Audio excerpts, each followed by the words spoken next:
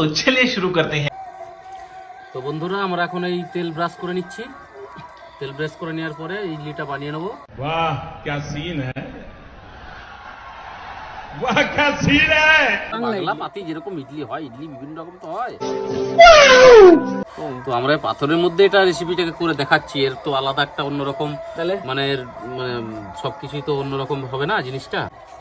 দেখা যাক, তেল ব্রাশ হয়ে গেছে, এবারে আমরা এর উপরে আস্তে আস্তে দিয়ে দেবো।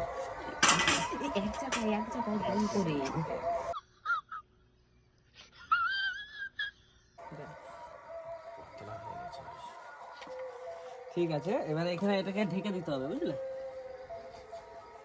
নাও এবার ঢেকে দাও।